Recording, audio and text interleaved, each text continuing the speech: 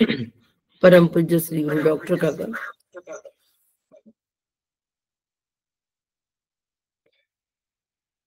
परमपूज्य श्री गुरु डॉक्टर काकांना साष्टांग नमस्कार. परमपूज्य मंदाताईंना साष्टांग नमस्कार. परम आदरणीय सुनील काका नमस्कार. आणि आदरणीय नीलाताईंना पण साष्टांग वंदन. बरेच दिवसाच्या कालावधीनंतर आपण आज परत मुंडकाला आज सुरुवात करतो आहे. मुंडक उपनिषदामध्ये आपले प्रथम खंड पूर्ण झाला, द्वितीय खंड पण पूर्ण झाला आणि आज द्वितीय खंडामधल्या आपण द्वितीय मुंडकामधल्या द्वितीय खंडाला सुरुवात केलेली आहे. प्रथम श्लोक आपला यामधला प्रथम मंत्र आपण बघितलेला आहे. 2 मंत्र बघितलेले आहेत आणि आज आपण तिसऱ्या मंत्राला सुरुवात करतो आहे. तर प्रथम 2 मंत्र जे आहेत त्यामध्ये या द्वितीय खंडामध्ये पारमार्थिक स्वरूपाचं ज्ञानाचं फळ जे आहे ते काय आहे, आणखी अविद्यानाश हे जर फळ आहे पारमार्थिक ज्ञानाचं, तर मग त्या निर्विशेष परब्रह्माला कसं जाणावं हे सगळ्यात महत्वाचं आहे. पहिला प्रश्न लक्षात ठेवायचा आहे की एक जाणलं काय जाणलं असता सगळं जाणल्यासारखं होईल, असा शिष्याने विचारलेला प्रश्न. आणि त्या प्रश्नाच्या भोवती संपूर्ण उपनिषद आम्हाला ज्ञान देत आहे की काय नेमकं काय जाणायचं आहे. म्हणून सुरुवातीला सांगितलं की पहिले 2 विद्या जाणायच्या आहेत, अपरा आणि परा, अशा 2 विद्या आम्हाला जाणल्या पाहिजे. आणि म्हणून उपनिषदांनी आम्हाला 2 विद्या जाणण्यासाठी पहिले अपरा विद्येचं सविस्तर वर्णन या मुंडका उपनिषदामध्ये केलेलं आहे. की अपरा विद्या काय आहे, त्याचं फळ काय आहे. स्वर्गप्राप्ती इतकंच फळ आहे त्या अपरा विद्येचं. आणि पराविद्येचं फळ ब्रह्मविद्या, याचं अविद्या ग्रंथीचा नाश आणि ब्रह्मप्राप्ती, स्वस्वरूपाची ओळख. मग आता अपराविद्या जाणली कशासाठी जाणायची आहे, तर त्या अपराविद्येचा आम्हाला त्याग करायचा आहे. जोपर्यंत तिचं स्वरूप आम्ही जाणत नाही तोपर्यंत त्याग आमच्याकडून संभवत नाही. म्हणून हे टाकाऊ आहे हे कळण्यासाठी ती जाणून घ्यायची आहे. आणि पराविद्येचं स्वरूप खऱ्या अर्थाने आम्हाला जाणून घेण्यासाठी श्रुती आता आम्हाला द्वितीय मुंडकामध्ये पराविद्येचं स्वरूप जाणणं कसं जाणायचं हे सांगत आहे. आणि म्हणून द्वितीय खंडाला प्रारंभ केलेला आहे. आणि त्याही मध्ये द्वितीय खंडाला प्रारंभ करत असताना द्वितीय मंत्रामध्ये श्रुती आम्हाला स्वाध्याची जाणीव करून देते, हे पक्क लक्षात ठेवायचं. दुसऱ्या मंत्रामध्ये स्वाध्याची जाणीव करून देते. पुष्कळ वेळेला आपण साधना करतो, श्रवण करतो, खूप श्रवण करतो, पण आपल्याला प्रश्न पडतो की साधना करायची बरोबर काय आहे, साधना म्हणजे काय, आणि आपलं साध्य काय, ध्येय काय, आपण साधना करून काय साध्य करायचंय, ह्या सगळ्या गोष्टी आपल्याला प्रश्न पडतात श्रवणानंतर सुद्धा. आणि म्हणून श्रुती आम्हाला परत या दुसऱ्या मंत्राच्या माध्यमातून आम्हाला जाणीव करून देते आहे की नेमकं ध्येय काय आहे. कारण ध्येय माहीत नसताना जर साधना आम्ही केली ना तर काही उपयोग होत नाही, ती निरर्थक ठरते. आणि म्हणून निश्चितपणे साधकाला आपलं ध्येय माहीत असावं. ध्येयाची निश्चितीकरण या दुसऱ्या मंत्रामध्ये आहे, एवढं पक्क लक्षात ठेवायचं. आणि म्हणून श्रुती या ठिकाणी सांगते आहे की त्याचा वेध घे. श्री गुरु सांगतात की बाबा शिष्या तू स्वरूपाचा वेध घे, स्वरूपाचा तू वेध घे. कशासाठी स्वरूपाचा वेध घे, जगत परीक्षा करून या, सारे असार जाणून या, विरक्ती पूर्ण बाणून या निराळे व्हावे. काका म्हणतात आहे जगताची परीक्षा करायची, हे सगळं असार आहे जाणायचं आणि पूर्णपणे विरक्त होऊन निराळ व्हायचं आहे. जर आम्हाला या पद्धतीने अभ्यास करायचा असेल तर कसा करावा लागेल, तर ते जाणावं लागेल, त्याचा वेध घ्यावा लागेल. आणि हा वेध घेण्यासाठी आणि जाणण्यासाठी संस्कृती आम्हाला दुसऱ्या मंत्रामध्ये सांगते आहे कसं आहे हे ब्रह्मस्वरूप. हे ब्रह्मस्वरूप दीप्तिमान आहे, म्हणजे प्रकाशमान आहे, ज्यामुळे सूर्य वगैरे सगळे प्रकाशमान होतात. चंद्र सूर्य यांना सुद्धा प्रकाश मिळतो, आणि सगळे जड अचेतन हे प्रकाशहीन आहे. त्या सगळ्यांना स्वतःचा स्वतंत्र प्रकाश नाही, परंतु या ब्रह्म स्वरूपामुळे, या परब्रह्मामुळे हे स्वतः दीप्तिमान असल्यामुळे, या स्वयंप्रकाश असल्यामुळे या सगळ्यांपासून चेतना प्राप्त होते. या परब्रह्मापासून सगळ्यांना चेतना प्राप्त होते. आणि भगवंत, आणि म्हणून आम्हाला श्रुती सांगते आहे की हे दीप्तिमान आहे. त्याचप्रमाणे श्रुती सांगते की हे अत्यंत सूक्ष्म आहे. किती सूक्ष्म आहे की सूक्ष्महून सूक्ष्म, लहानात लहान आणि मोठ्यात मोठं असं हे परब्रह्म स्वरूप आहे.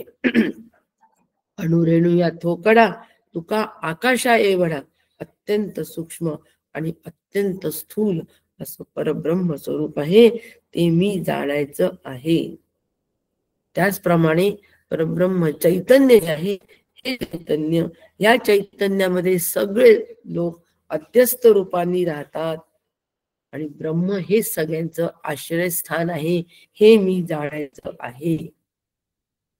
दुसरा मंत्र आम्हाला काय काय जाणायचं आहे एवढं हायलाइट करून देते की आम्हाला नेमकं काय जाणायचं आहे. जाणायचं आहे म्हणजे नेमकं काय जाणायचं आहे. तर अशा पद्धतीने अभ्यास करून मला हे स्वरूप जाणायचं आहे. पंचज्ञानेंद्रिय, पंचकर्मेंद्रिय, अंतःकरण चतुष्ट, हे सगळे चैतन्यामध्ये आश्रित आहे. चैतन्याचा या सगळ्यांना आश्रय आहे. चैतन्याची सगळ्यांना सत्ता आहे. या चैतन्याशिवाय कोणीही व्यवहार करू शकत नाही. आणि म्हणून चैतन्य प्राणाच्याही आत आहे. तेच सर्व इंद्रियांना, प्राणाला स्फूर्ती प्रदान करते. प्राणस्य प्राणम असं बृहदारण्यामध्ये म्हटलेलं आहे. म्हणून स्वरूप जाणणं हे प्रत्येक साधकाचं आहे. आणि म्हणून वेद करावा, भाष्यकार सांगतात त्याचा वेद घ्यावा, आणि मनाला त्याला मावे, ताडण करावे. या ठिकाणी वेद घ्यावा, लक्षाचा घ्यावा, आणि लक्षाचं काय मारायचंय तर मनाचं ताडण करायचं आहे. अशा पद्धतीच्या अशी रचना श्रुतीने मांडल्यामुळे पुढील मंत्रामध्ये सुद्धा आणि ताडण करण्यासाठी, म्हणून मग आम्हाला धनुष्यबाणाचं मंत्रामध्ये आहे की कसा वेद घ्यावा आणि कसं मनाचं ताडण करावं. वेद घेणं, लक्ष करणं, या सगळ्या गोष्टी शस्त्राशी निगडित असतात. आणि म्हणून शस्त्राचा दृष्टांत आम्हाला देते आहे. दृष्टांत गौण, द्राष्टांत महत्वाचा आहे. आणि म्हणून आता आपण तिसऱ्या मंत्राकडे आज वळू. रामकृष्ण हरी.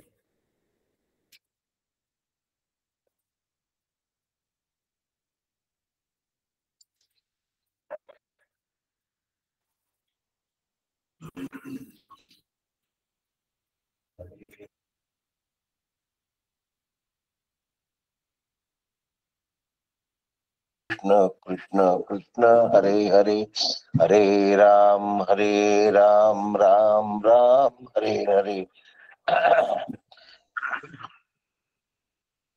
हरे कृष्ण कृष्ण कृष्ण हरे हरे. सद्गुरुनाथ महाराज की जय.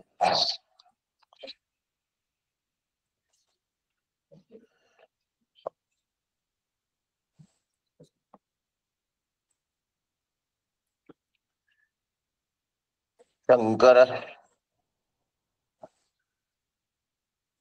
थोडं पाणी देशील.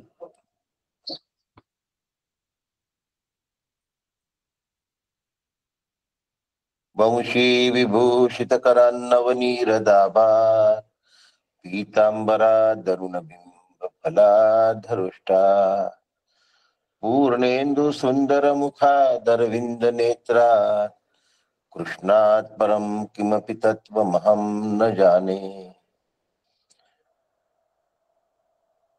शंकरं शंकराचार्यः सद्गुरु सर्वसन्निभः सर्वेषां शंकराः सन्तु सच्चिदानन्दरूपिणः। ज्ञानदं सद्गुरुं शान्तम् अज्ञानारण्यकापम् नमामि परमाचार्यम् श्रीमच्छंकरधारिणम्। सदाशिवसमारम्भाम् शंकराचार्यमध्यमाम् अस्मदाचार्यपर्यन्ताम् वन्दे परंपरा। वन्दे गुरुपरंपरा। सद्गुरुनाथ महाराज की। अभाग्यासी करी भाग्यवंत काका ब्रह्मरूपची मूर्तिमंत जीवत्वाची भ्रांत स्वरूपी विराली।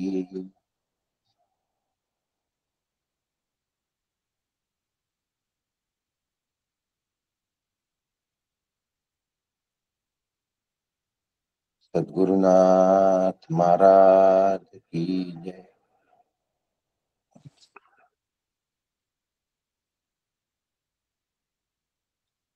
धनुर्गृहीत्वोपनिषदं महास्त्रम शरम ह्युपासनीशितं संधयित आयम्य तद्भाव गतेन चेतसा लक्ष्यम तदेवाक्षरम सौम्य विद्धि।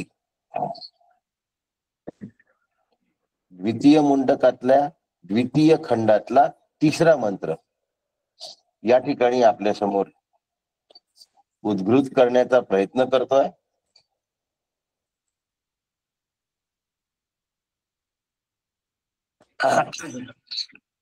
त्यावर चिंतन मांडतोय।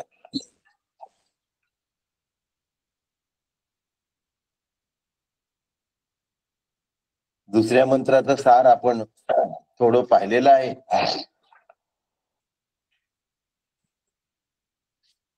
आणि द्वितीय मुंडक द्वितीय खंड द्वितीय मंत्र याचं आत्ताच आपण थोडस विवरण पाहिलंय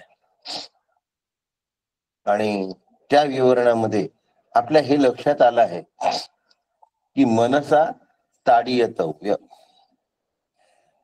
त्याला मनाने मारायचं आहे, मन मारायचं नाहीये। मनाला समजवून मना सज्जना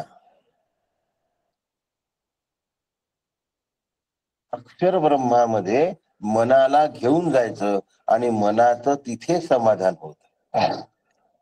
समजवल्याने मन थोडा वेळ समजतं आणि पुन्हा ते वेडवाकडं वागायला लागतं, पण अक्षर स्वरूपामध्ये जर ते गेलं तर नंतर ते वेडवाकडं वागत नाही। पुष्कळ वेळेला आपण साधना करतो, पुष्कळ वेळेला आपण खूप श्रवण करतो आणि मग साधना करायची म्हणजे नेमकं काय करायचं हे आपल्या लक्षात येत नाही। आपलं साध्य काय आहे, आपलं ध्येय काय आहे हे आपण विसरून जातो आणि मग आपले परिश्रम खूप होतात, पण त्या परिश्रमाचा जसा उपयोग व्हायला पाहिजे तसा उपयोग होत नाही। आणि म्हणून साधन करायची वेळ आली तर कसं केलं पाहिजे। उपनिषदांनी सर्व श्रेष्ठ साधन सांगितलंय।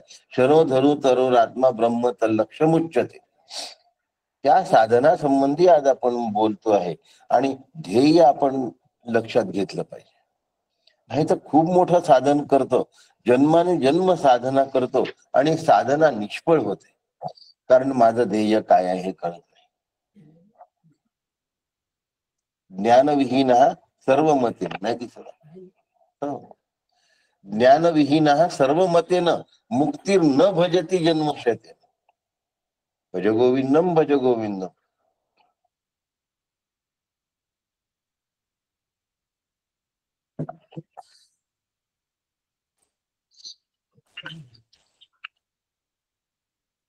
तदनुषंगिक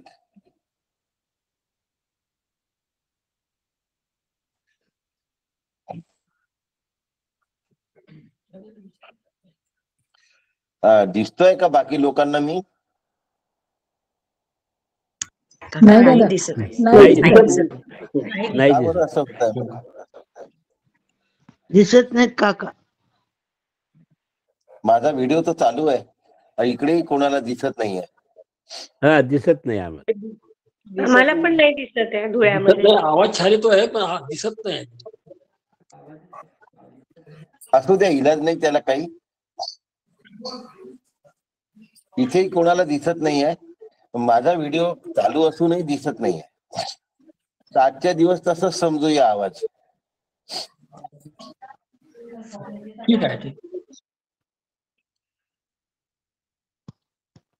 धनुर्गृहीत्वादौपनिषदम महास्त्रम. उपनिषदाला महान अस्त्र असं म्हटलंय. आज आपण द्वितीय मुंडकातल्या द्वितीय खंडातल्या तृतीय मंत्राला सुरुवात करतोय, तिसऱ्या मंत्राला सुरुवात करतोय.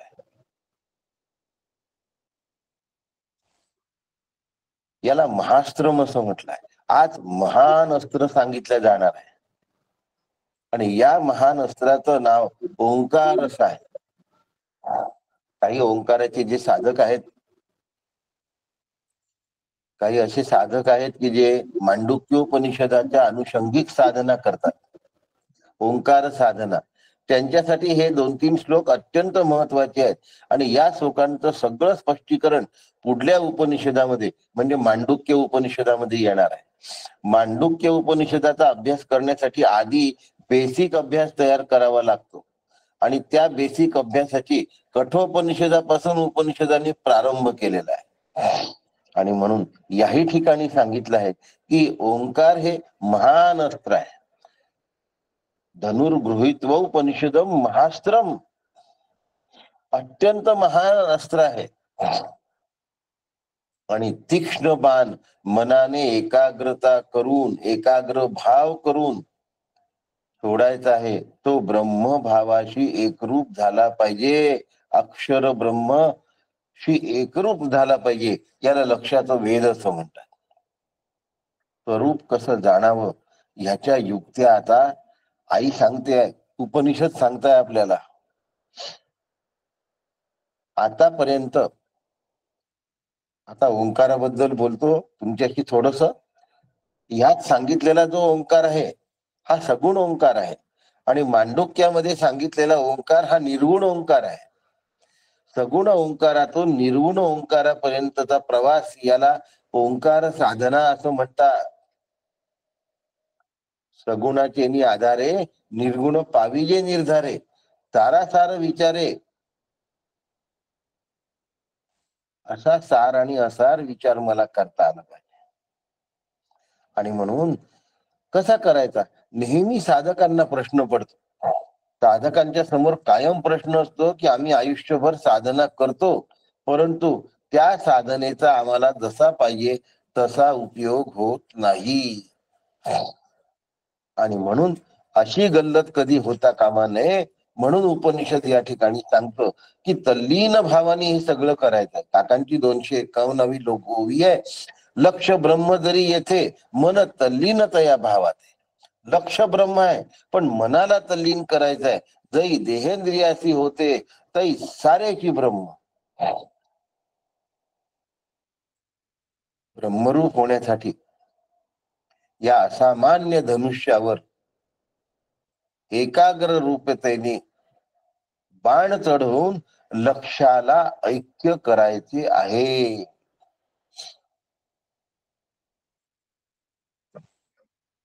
प्रणवो धनु तरोरात्मा शरोरात्मा ब्रह्म तल्लक्ष मुच्यते अप्रमत्तेन वेद्धव्यम शरवत तन्मयो भवेत. हा चौथा मंत्र आहे.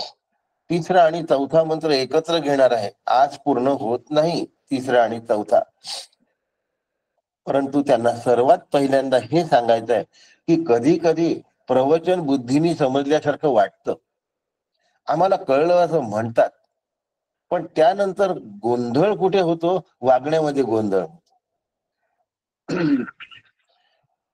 प्रणवाचा आधार घेतला जातो.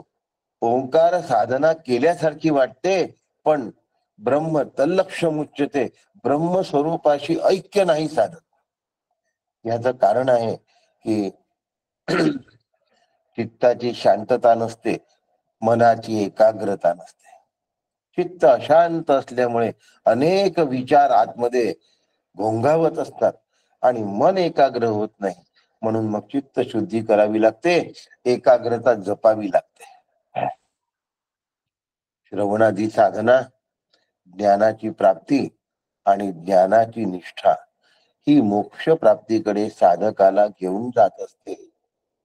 प्रत्येक साधकाचा अधिकार भिन्न भिन्न असतो. वर्गामध्ये 50 विद्यार्थी असतील तर 50ही विद्यार्थी एकसारख्या बुद्धिमत्तेचे नसतात. पण एकाग्रता झालेला कमी बुद्धीचा विद्यार्थी सुद्धा अनेकाग्र असलेल्या बुद्धिमंतापेक्षा जास्त कमावून जातो. पुन्हा सांगतो वाक्य, एकाग्रता असलेला कमी बुद्धीचा विद्यार्थी अधिक बुद्धीचा, तल्लख बुद्धीच्या पण अनेकाग्र चित्त असलेल्या साधकापेक्षा, विद्यार्थ्यापेक्षा जास्त कमावून जातो. आणि मग पुष्कळदा असं वाटतं की बुद्धिमान मागे राहिला आणि हा कमी बुद्धीचा असलेला समोर का आला, कारण एकाग्रता.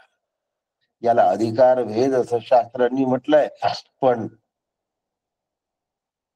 प्रत्येक जण विचार मार्गाने एकदम साधना करू शकेल असं नक्कीच नसतं. एकदा मी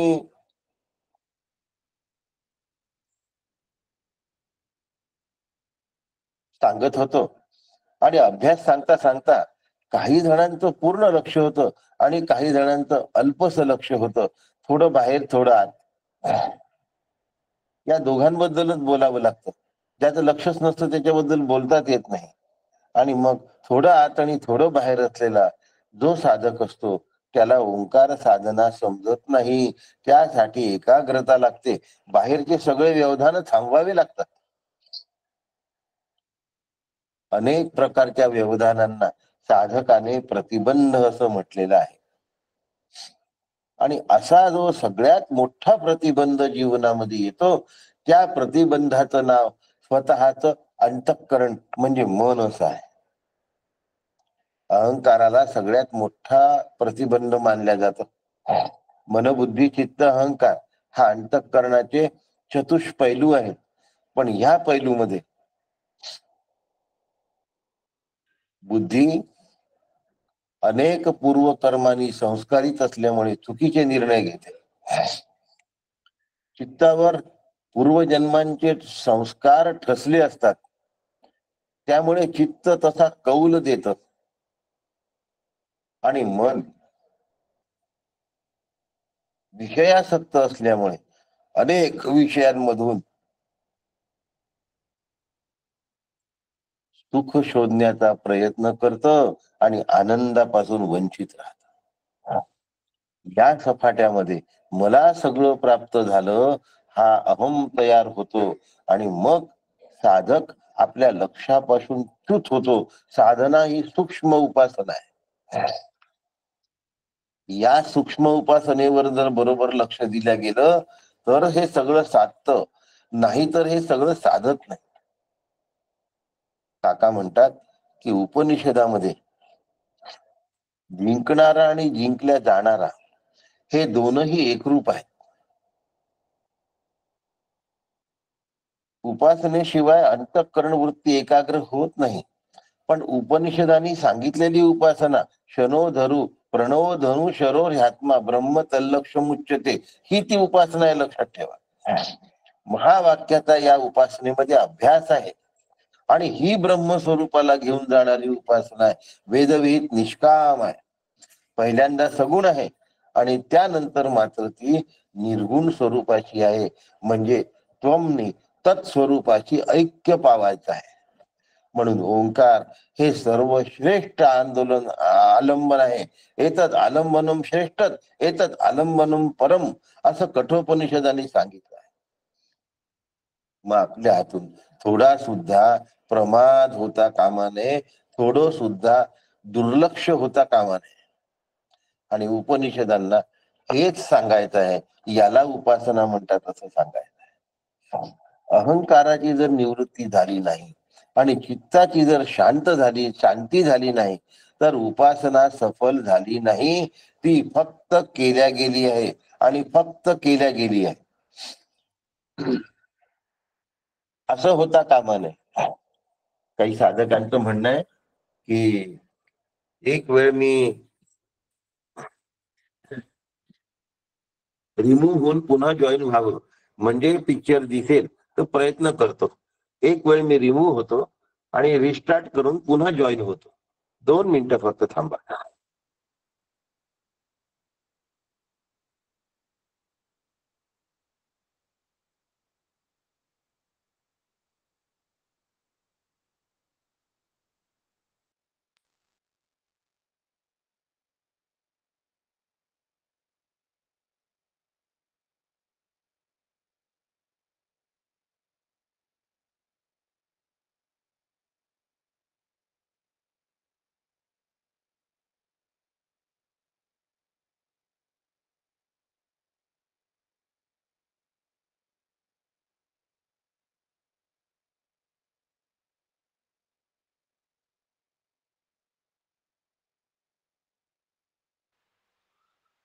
आवाज नाही येते.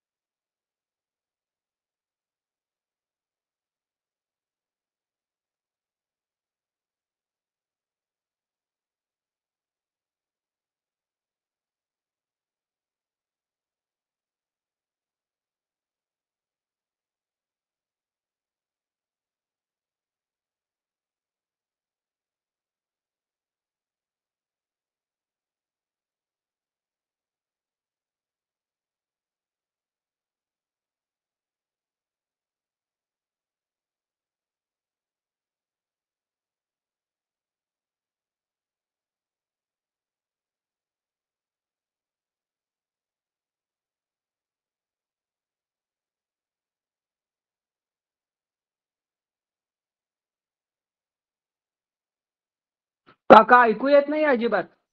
हो, दिसतोय का बघा ऐकू आता? येत नाही. दिसत नाही. दिसतही ठीक नाहीये आहे. आणि ऐकू पण येत नाहीये. दोन्ही नाहीये. फक्त अहंकाराची निवृत्ती इथपर्यंत ऐकू आलं. बर,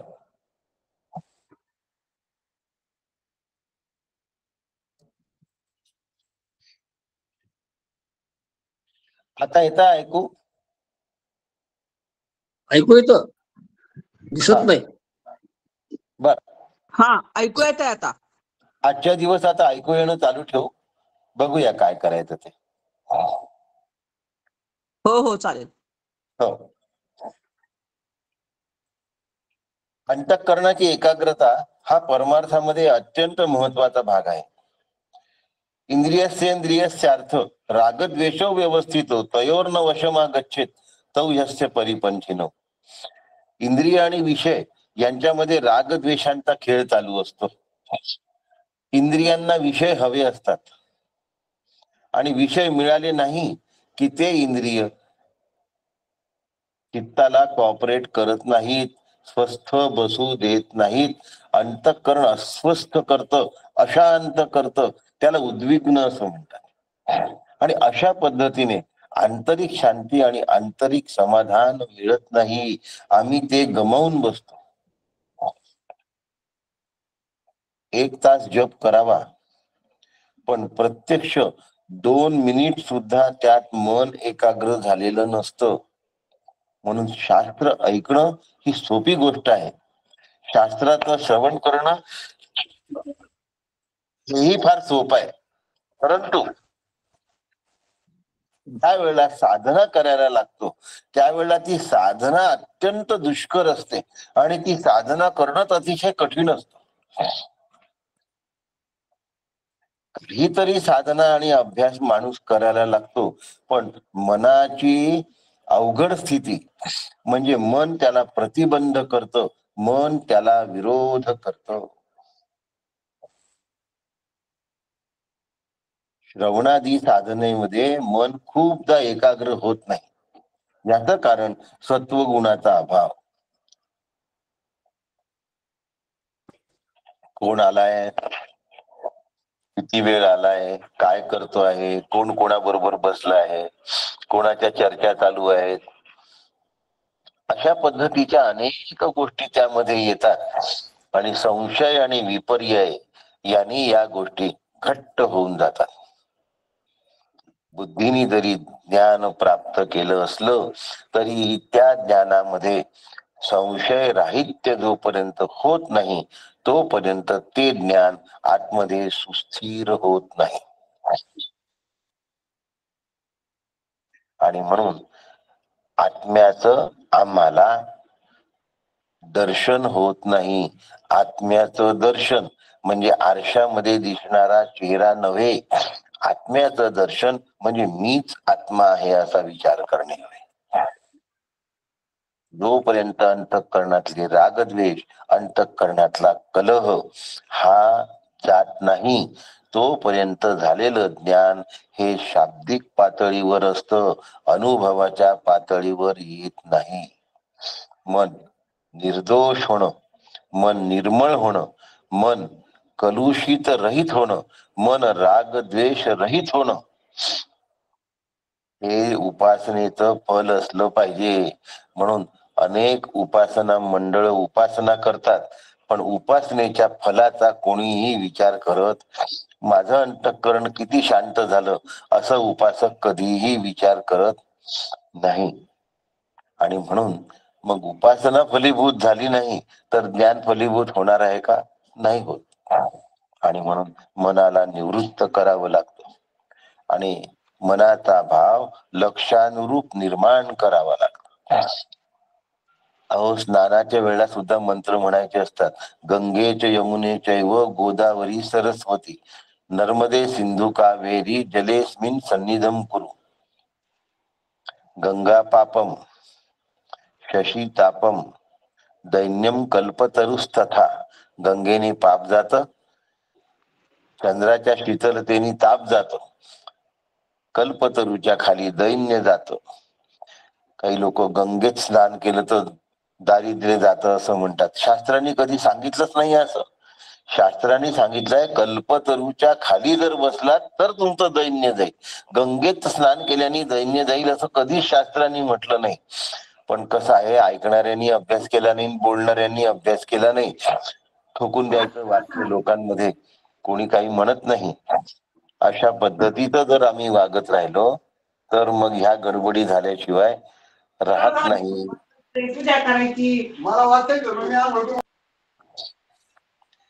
केलं म्यूट केलं मी रेखाताई डोंगरेंना, तिथनं आवाज होता. म्हणून माणूस काय करतो, शास्त्रात काय सांगितलंय हे कधी समजूनच घेत नाही. दैन्य कल्पतरूच्या खाली बसल्यानंतर जातं, गंगेच्या स्नानाने दैन्य जातं असं शास्त्रांनी कधी म्हटलेलंच नाही. शास्त्र पाहायचं नाही, काही पाहायचं नाही आणि बोलून द्यायचं की गेली का गरिबी. अशी कशी गरिबी जाईल गंगेच्या आंघोळीने? शास्त्रांनी कधी जाईल असं म्हटलेलंच नाही.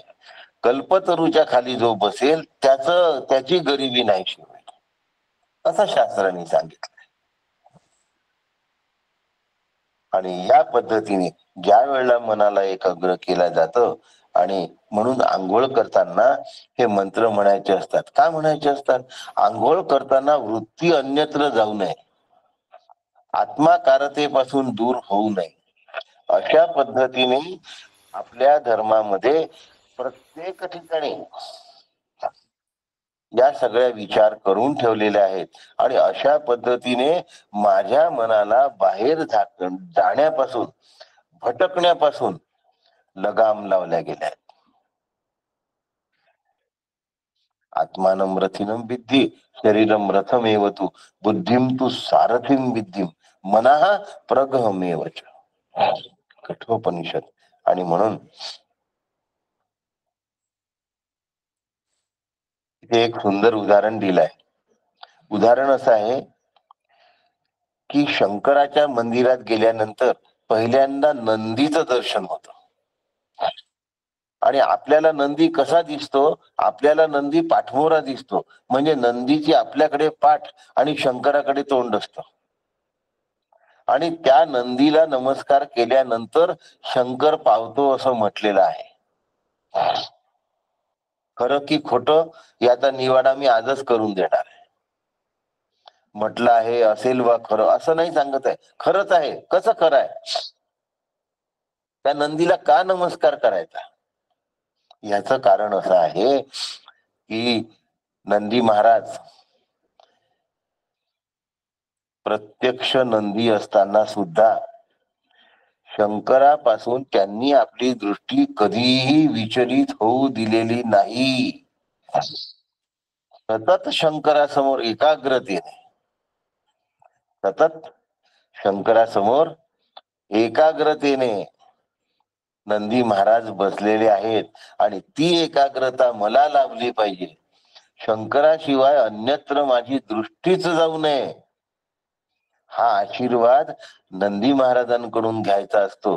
म्हणून नंदी देवांना नमस्कार आहे. तुम्हाला माहिती असेल की या नंदी देवांचं लक्ष शिवाकडे असतं. हा इतिहास आहे, हा संकेत आहे, हे शास्त्रांनी सांगून ठेवलाय. म्हणून बाहेर वाद चालू आहे की ज्या अर्थी नंदीचं तोंड तिकडे आहे त्यांच्या समोर जरी भिंत असली तरी ती भिंत नंतर उभारलेली आहे. पलीकडे शिव आहे आणि टाक्यामध्ये, तळ्यामध्ये शिव सापडले आहेत. नंदी शिवाशिवाय अन्यत्र कुठेही बघत नाही, हे पक्क लक्षात ठेवा. आणि तसं माझं चित्त असलं पाहिजे. शिवाशिवाय म्हणजे आत्मस्वरूपाशिवाय मला दुसरं काहीही दिसता कामा नये.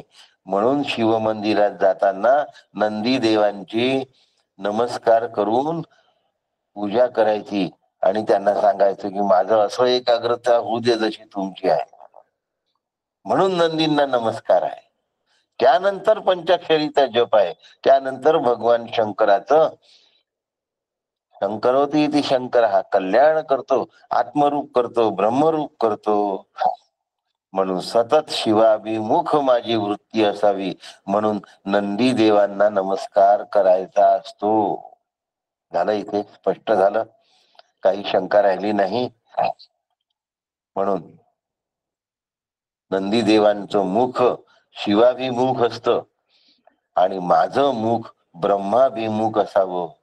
या दृष्टीने ब्रह्मस्वरूपाची वृत्ती आमच्या अंतःकरणात निर्माण व्हावी, यासाठी नंदी देवांना प्रार्थना.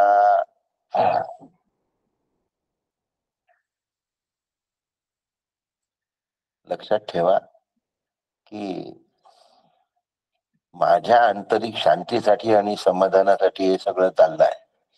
आणि माझ्या अंतःकरण शांतच असेल असं जर आम्हाला वाटत असेल तर मग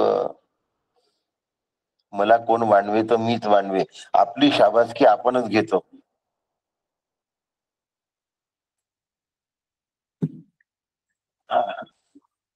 असं होता कामा नये, म्हणून काळजी घ्यायची आहे. अर्जुनासारखा माणूस म्हणतो, कोण माणूस?